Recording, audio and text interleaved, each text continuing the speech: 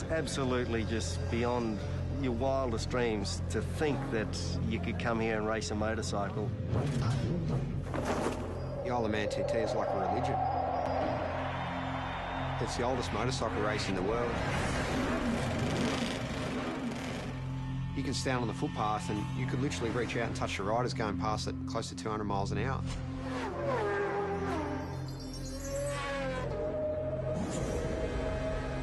The houses are passing you so quick, sometimes it feels like you're inside a video game.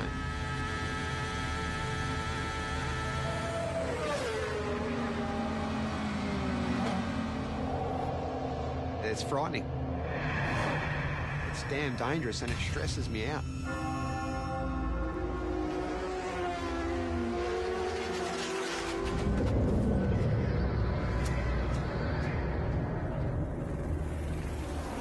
Unless I'm very much mistaken, Mark, this is the greatest motorsport event in the world.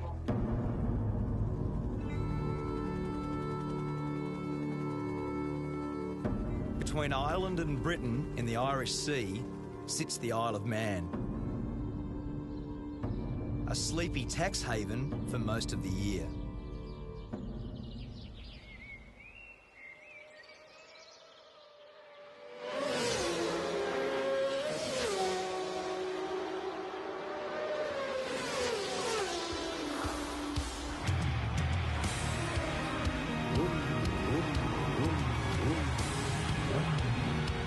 I've come here to witness the most dangerous road race on Earth. It's about 200 kilometres an hour, straight at the front here, absolute lunacy. I want to find out what drives these riders to test themselves and their machines in a brutal event called the TT, the Tourist Trophy. There's a lot to get right and a lot that can go wrong, so it is part sprint race, part endurance race, and it's a time trial, so it's so unique. Peter Brock used to say that great racetracks have got consequences. The Isle of Man TT is the ultimate road course. It's the fastest, wildest and most dangerous racetrack I've ever seen. And for the riders that compete here, there is absolutely no room for error.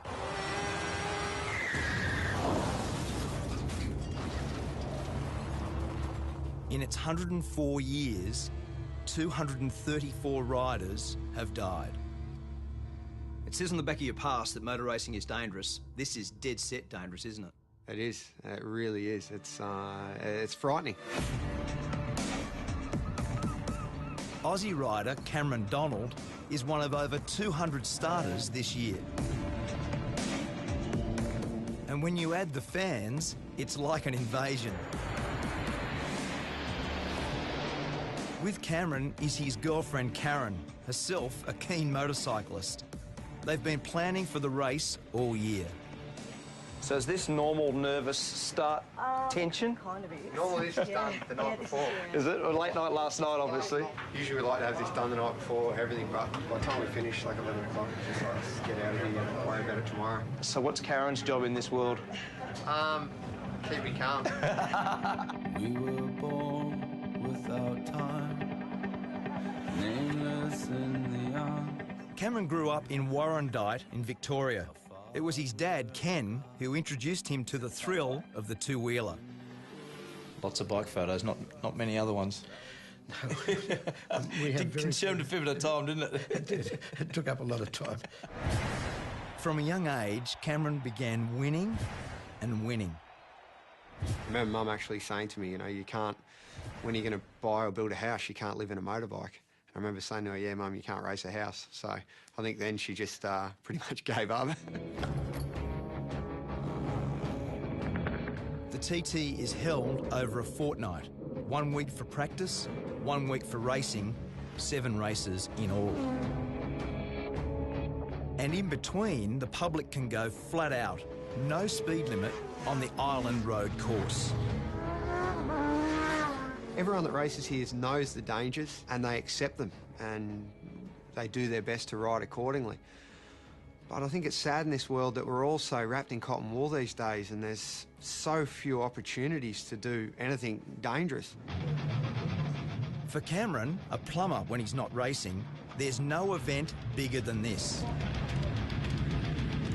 Riders set off at 10-second intervals. It's all about the fastest lap of the island, and that's what makes it so pure and so dangerous. You sit on the start line, you're looking down that first hill, and because it's not a mass start, you're sitting there getting waved off one at a time. The pressure on you, everyone's looking at you, and it's a rush I've never had out of any other race.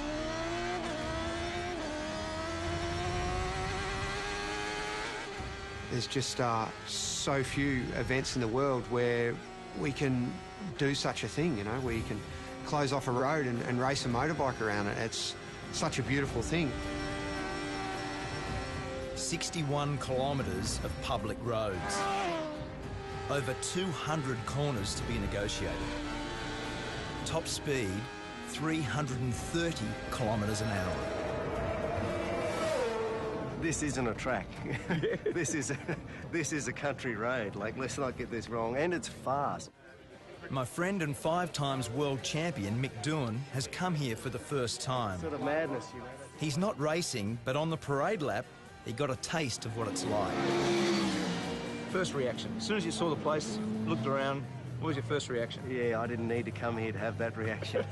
It's just, you know, as I say, it really, you know, it is absolutely just beyond your wildest dreams to think that you could come here and race a motorcycle. The race has always had its critics, but from the start, its danger was its attraction. Back then, racing was banned in England, and the island was the only place where there were no speed limits. The TT was born. The voice of motorsport, Murray Walker. You've got a great history here, haven't you? You've been how many years? First of all, let me say it's great to see a great Australian at a great race. To answer your question, Mark, I first came here in 1925. I was born in 1923. My father won here. I don't know how many times I've been here. Many, many, many times. In his 88 years, Murray Walker has seen some very good riders. And impressing him this year is our Aussie rider, Cameron. He's got a good bike, he's got some good backing, and he's still got the most important race of the week to come. So maybe, hopefully, he'll get it done. Each time Cameron sets out is an exercise in courage.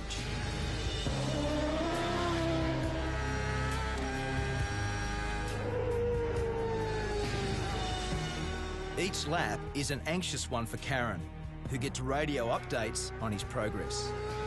I see the worry in her face before I head out for a race, and sometimes I feel a little bit guilty for putting people close to me through that stress. In the week I was there, 7 people lost their lives. 3 riders and 4 members of the public. ACU Events Limited regret to announce the death of Derek Bryan. I've lost a couple of friends in my years racing at the Isle of Man, and I do think of them in the corners that they've fallen in, and where Dobbsy crashed is one of the most intense corners on the track. Dobbsy, Paul Dobbs, died in the TT last year. He lost his life to the sport that he loves, like, so. Just one of them, mate. Paul was buried on the island, leaving behind his wife and 2 daughters. So what did you love about him?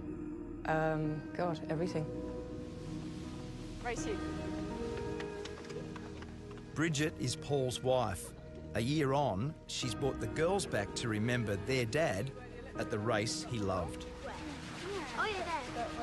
You know it's risky, of course you do. I mean, you know, everyone loves those photos of riders' heads this far from a stone wall. You know, obviously, the reason you love those photos is you think, oh my God, it's so close, you know? That's, it's, you know, other people have said that you only really know that you're alive when you're almost not. Some are just plain lucky to survive. Like Connor Cummins. I can actually see you know, where it's all gone wrong and I've disappeared over the side, and the way I look at it, that's where, you know, the injury started to happen, and it's sort of, it does get to you a little bit. We'll just get on with life. The world ain't gonna stop for me. Has your opinion of the TT changed based on what's happened? No? No. Do you think it should be banned? You can't possibly ban it. I mean, I don't know if you could ban it if you tried. It's like a monster, you know. It's bigger than the rest of us. Riders don't come here for the prize money. There's hardly any. The TT is simply about the glory of being the fastest. And for Cameron, it was a glorious week. In his chosen race, the Superbikes, he was just pipped for first. But second still felt pretty good. Congratulations, mate. Well done. Really good, huh? When will you settle down and stop doing this? I don't see it too far away. I never saw racing the Isle of Man as a long-term prospect because, look, it is so dangerous, and I do see it as a numbers game. If you keep coming back, sooner or later, I see it's going to catch you out.